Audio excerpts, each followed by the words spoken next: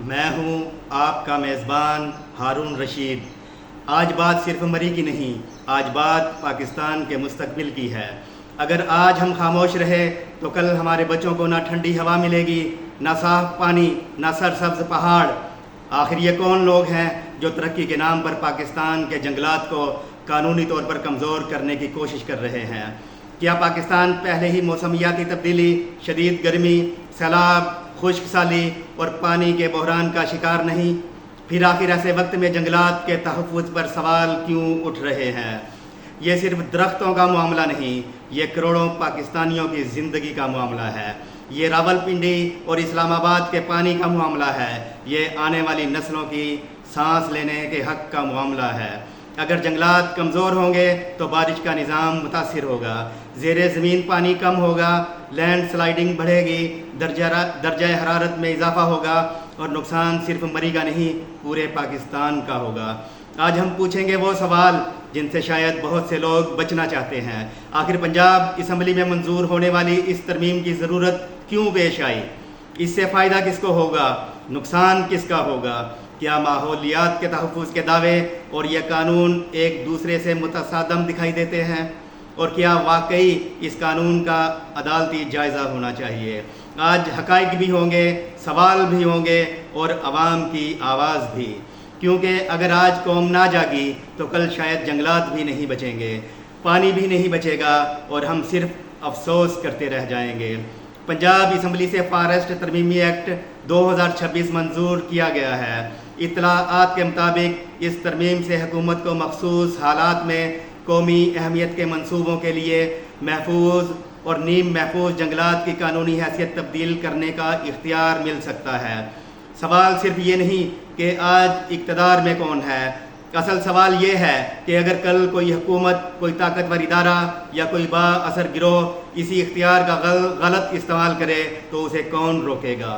مری صرف ایک سیاحتی مقام نہیں، مری پاکستان کے دارالحکومت اور راولپنڈی کے لیے قدرتی واٹر ٹینک ہے۔ یہ جنگلات بارش کا پانی زمین میں جذب کرتے ہیں، یہ زیر زمین پانی کے ذخائر کو زندہ رکھتے ہیں، یہ سیلاب کو کم کرتے ہیں، یہ لینڈ سلائیڈنگ روکتے ہیں، یہ درجہ حرارت کو متوازن رکھتے ہیں، یہ لاکھوں نہیں کروڑوں لوگوں کی زندگی سے جڑے ہوئے ہیں۔ اب سوال یہ ہے کہ اگر انہی جنگلات میں مستقبل میں مختلف منصوبوں، عمارتوں یا دیگر تعمیرات کے لیے قانونی راستہ کھل جائے تو اس کا نقصان کون برداشت کرے گا؟ عوام، صرف عوام اور آنے والی نسلیں۔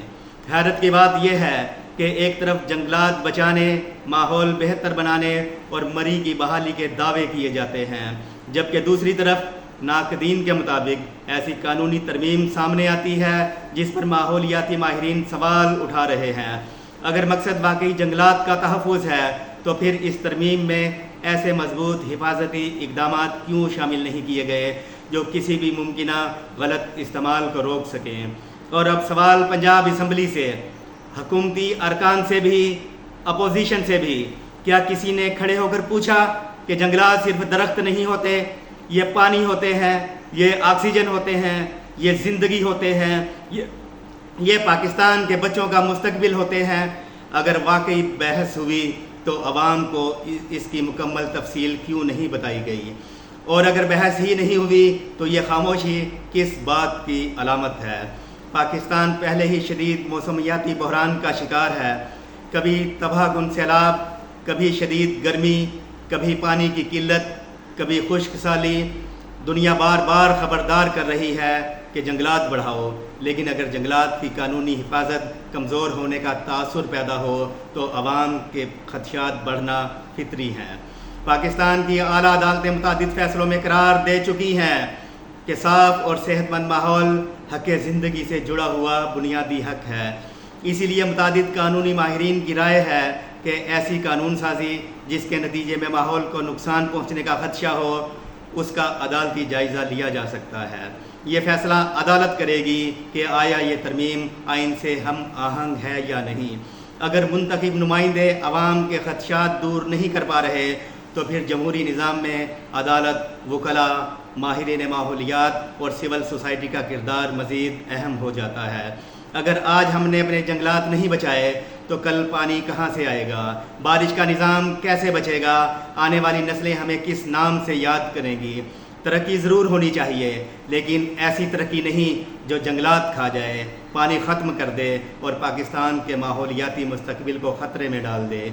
یہ جنگل کسی حکومت کی جاگیر نہیں، یہ عوام کی امانت ہے، یہ پاکستان کی امانت ہے۔ اگر آپ بھی سمجھتے ہیں کہ ترقی اور ماحولیات ساتھ ساتھ چلنی چاہیے تو اس ویڈیو کو زیادہ سے زیادہ شیئر کریں تاکہ یہ بحث ہر پاکستانی تک پہنچے، کیونکہ جب جنگل خاموشی سے ختم ہوتے ہیں تو ان کی قیمت آنے والی نسلیں اپنی زندگی سے ادا کرتی ہیں۔ اپنی رائے ضرور دیں اور ڈیجیٹل دنیا کو فالو کریں۔